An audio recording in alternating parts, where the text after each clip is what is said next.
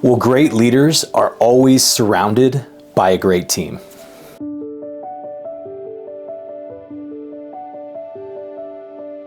Hey, this is Pastor Matt here with your Missionary Pathway Mission Insight. And the idea of great leaders is the same for great missionaries. See, great missional leaders are always surrounded by a great team. And the idea of the solo missionary that we always have in our mind, that person that's able to go out and be all things to all people, is not realistic, nor is it healthy. The reality is we need to begin to shift from seeing these solo missionaries, not as solo missionaries, but as missionaries surrounded by great teams of people on mission together. Because going on mission always works better in a team. So, how do you build a team? Well, first, you need to find people with the same missional burden. It's always easier to build a team of people around a shared vision and heart. And there are tons of missional opportunities out there. The question is, do the people around you feel the same burden for the mission that you feel? When you surround yourself with a group of people that feel the burden for that mission, you've got the beginnings of a great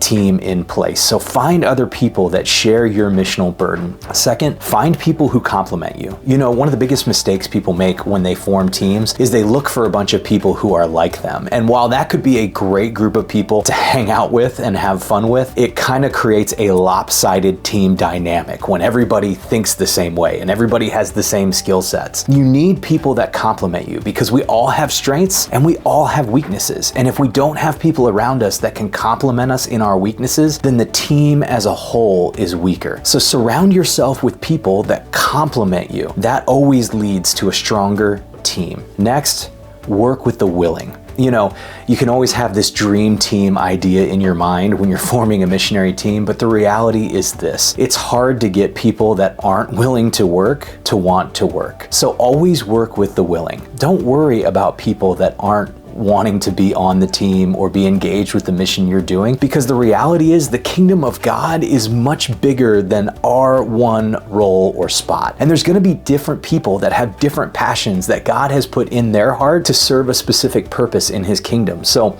work with the people that have that same shared vision and passion and move forward with them. If you spend all your time thinking about who's not coming along, you're going to miss out on the opportunity for those that do want to come along. So always work with the willing. And then finally, be willing to develop. This one is the last one, but it is the most important. Because oftentimes when people are building a team, they're focused on recruiting a bunch of people that already know how to do what you need them to do. People that are already off the shelf, strong leaders willing to walk together with the team. And the reality is you might recruit a few of those people, but if you're trying to build a team, you're not going to be able to build a team simply by going out and finding other great leaders. But the best teams are the teams that have been developed.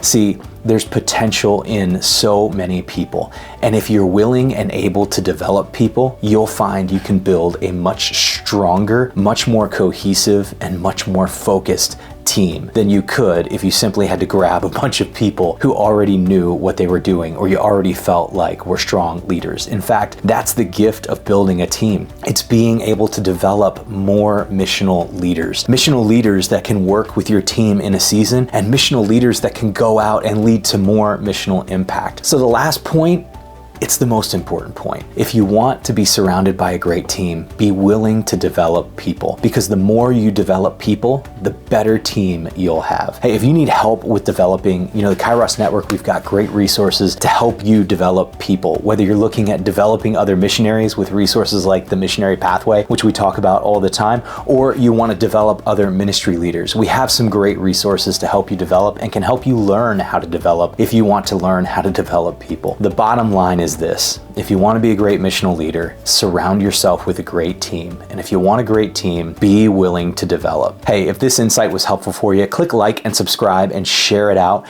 with somebody else that you think will find benefit of this. And if we can help you in any way with developing a great team, feel free to reach out to us. You can reach out to us right there at thekairosnetwork.com or through missionarypathway.org. Looking forward to seeing you next time right here on Mission Insights.